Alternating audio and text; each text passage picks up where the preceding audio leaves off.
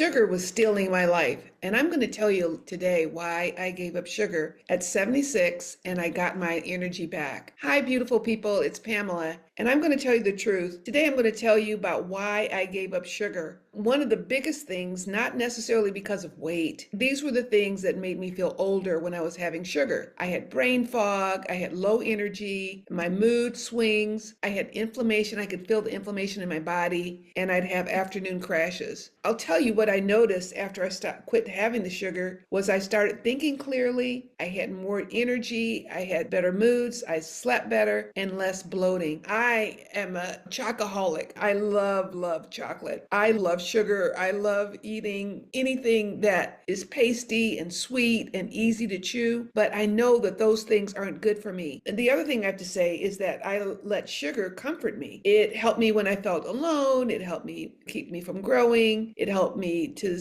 not keep my best mind. And so I knew I was working. I have 4 businesses. I have all these things I need to do. And I knew I did not have my best mind because I was in the fog. And the other thing that really helped me when I think about staying off sugar is it really gives me longevity. It gives me my quality of my life, more time with my relationships, more time to serve women. So, I really want you to think about yourself. If you could stop having sugar, it's a hard one. I'll tell you, the first 2 weeks is really, really hard. I noticed for myself that first day was like fingernails on a chalkboard because sugar is, like alcohol. Alcohol is refined sugar. It just gives you that edge, but it dulls you and it doesn't really let me be the best person I could be. And I didn't want to give up sugar. I first started having problems with sugar when I was in my 30s. I remember I would get home from work and I would go and get a candy bar. A lot of people drink. I'm not going to say I didn't drink. I've had times when I've drank, but drinking and me is not a good combination. So I kind of realized in my 30s that I couldn't drink. So I really haven't had a drink, I think, in over 33 years. And I've been fine with that. Sugar, not so much. And I feel like not to the same degree, but sugar really dulls me and really affects me, much like alcohol did, as far as dull my senses. We may think, like, for example, you think, oh, I'll go out and I'll have a drink every night or I'll have a glass of wine, but that really dulls you for that next day. And so it doesn't like you just have it and then it goes away, and I had to admit that certain people can't have it. And I have had tantrums, I've had sugar, I've indulged, and it always comes to the same thing. It always comes to the same thing that I realized that I cannot have sugar. I hate saying it. I cannot have refined sugar. I cannot have chocolate because if I could just have a piece here and there, like some people, I see some people, they have a piece of chocolate here, a piece of chocolate there. The other day I found myself, I was having some emotions I wanted to dull and,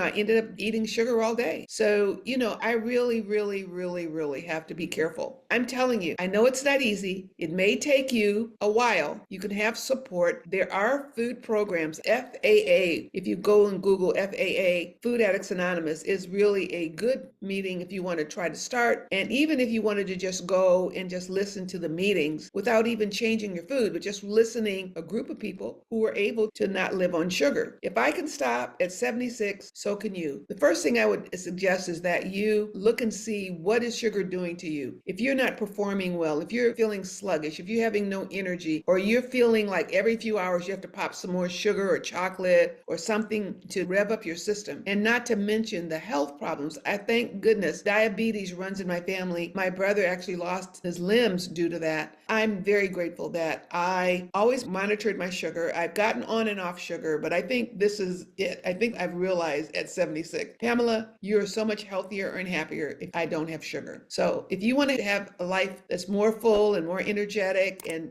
keep your youth, maybe you might think about maybe you should stop sugar too. If I can do it at 76, so can you.